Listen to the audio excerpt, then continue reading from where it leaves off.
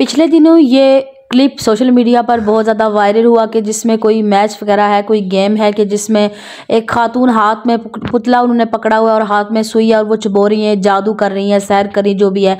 और उसमें देखा जा सकता है कि वो नंबर भी उस पर वही लिखा हुआ है पुतले पर जो खिलाड़ी की शर्ट पर लिखा हुआ है। तो ये लोग परेशान है कि शायद ये जादू कर रही है, इस तरह करे। तो लोगों के अंदर एक जो ईमान की कमज़ोरी है, जो अदम एतकादी है, वो इंसान के अंदर पैदा हो जाती है। ईमान जिनका कमज़ोर है उनके अंदर एक खौफ व हरास ऐसी चीज़ें देखकर पैदा हो जाता है कि अच्छा हमारे साथ भी कैसे हो सकता है। तो जादू की हकीकत क्या है और उसका इलाज क्या है, इंशाल्लाह ताला आज की वीडियो में मुकम्मल डिटेल के साथ मैं आपके साथ शेयर करूंगी। तो कुरान पाक में इसको सहर कहा गया है, यानी ऐसी चीज़ें कि जो आपको दिखाई जाती है लेकिन हकीकत वो नहीं होती, वो सिर्फ लोगों को सामने दिखाई जाती है। अब जैसे मूसा अलैहिस्सलाम अपने भाई हारून अलैहिस्सलाम के साथ जब फिरौन की दरबार में गए तो वहाँ पर जब पहुँचे तो उन्होंने उसने क्या किया हुआ था कि जादूगर जो है वो बुलाए हुए थे। जादूगरों ने क्या किया कि अपनी रस्सियां फेंकी तो वो सांप बन गए। हालांकि वो हकीकत में सांप नहीं थी, वो हकीकत नहीं थी, वो सिर्फ वो लोगों को दिखाया जा रहा था कि जो यानी सहर की वजह से। तो हज़रत मूसा अलैहिस्सलाम ने जब अपना आसा फेंका, हालांकि वो हकीकत थी, वो सहर नहीं था, वो हकीकत है। तो हज़रत मूसा अलैहिस्सलाम ने जब अपना आसा फेंका, वो अज़दा बन गया, उनकी जितनी भी रस्सियाँ थी, छोटे छोटे सांप सबको निगल गया। तो इसी तरह नबी करीम सल्लल्लाहु अलैहि वसल्लम के साथ एक दफ़ा एक सहाबी सफ़र कर रहे थे तो अचानक उन्हें ठोकर लगती है, वो गिर जाते हैं। तो फिर जब वो गिर जाते हैं तो वो कहते हैं कि शैतान ने मुझे गिरा दिया।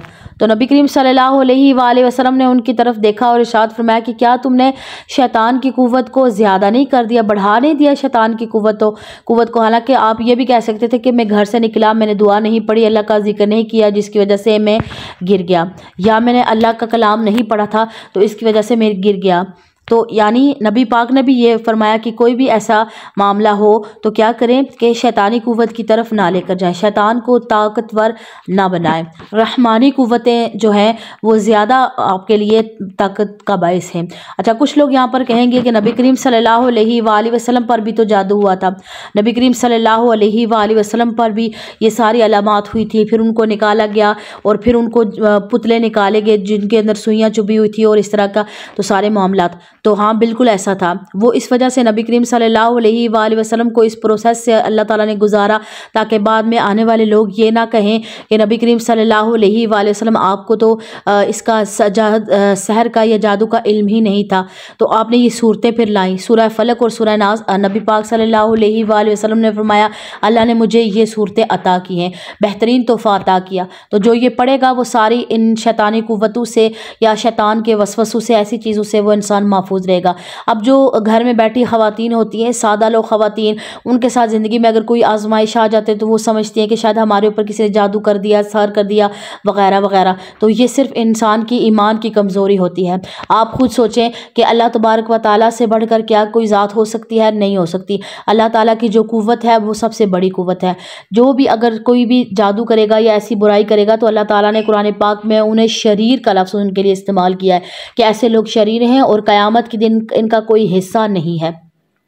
तो यहाँ पर हमें बात समझ आ गई कि इसकी हकीकत क्या और इलाज क्या है। सूरह फलक और सूरह नास जो ये इंसान ये पढ़ लेता है उसमें वहाँ पर इवन के शैतान के वसवसों से, जो शैतान इंसान के वसवसे डालता है दिमाग में, शैतान ने अल्लाह ताला से यही कहा था कि ऐ अल्लाह मैं इंसानों के जहनों में वसवसे डालूंगा और इन्हें आपसे दूर करूँगा, इन्हें गुमराह करूँगा, लेकिन अल्लाह ताला ने फरमाया कि जो मेरा बंदा होगा वो तुम्हारी बातों में नहीं आएगा। तो सूरह फलक भी अल्लाह ताला ने नाजिल फरमाई कि क्या करो कि शैतान के वसवसे, जो इंसान के दिलों में वसवसे डालता है, उसके वसवसों से भी इंसान अल्लाह ताला की पनाह में आए। कमज़ोर ईमान की वजह से अपने दिमाग में खौफ व हरास और डर बिठाने की बजाय ये आप अपने जहन में ये एक बात नशीन कर लें कि शैतानी कुव्वतों से जो अल्लाह की जो रहमानी कुव्वतें हैं, करीमी कुव्वतें हैं, वो सबसे ज़्यादा बढ़कर हैं। अगर अल्लाह ताला ना चाहे तो कुछ भी नहीं हो सकता। अहद सुलेमान में जब कौम बाबल में हारूत और मारूत आई तो उन्होंने वो लोग उनसे जंतर मंतर सीखते थे। लोग सीखने आते कि मियाँ बीवी में जुदाई डालना और इस तरह की चीज़ें जो जंतर मंतर जाड़ फूँक वो उनसे सीखते थे। तो वो उनके कहते थे कि ये तुम्हारे लिए गुनाह का बायस है, गुनाह है, ऐसा मत करो, ऐसा मत सीखो, तुम्हारे लिए क़यामत में भी अल्लाह ताला तुम्हें जहन्नुम में डालेगा और दुनिया भी तुम्हारी बर्बाद हो जाएगी।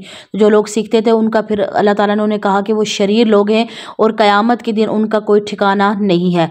तो अगर किसी के जहन में ऐसी बातें आ जाती हैं या इस तरह की चीज़ें देखकर एक डर या खौफ बैठ जाता है तो आपने सिर्फ ये रखना है, याद रखना है कि अल्लाह ताला सबसे बड़ा है। सूरह फलक और सूरह नास पढ़ें तो आपका इंशाअल्लाह ताला कोई बाल भी बीगा नहीं कर सकेगा।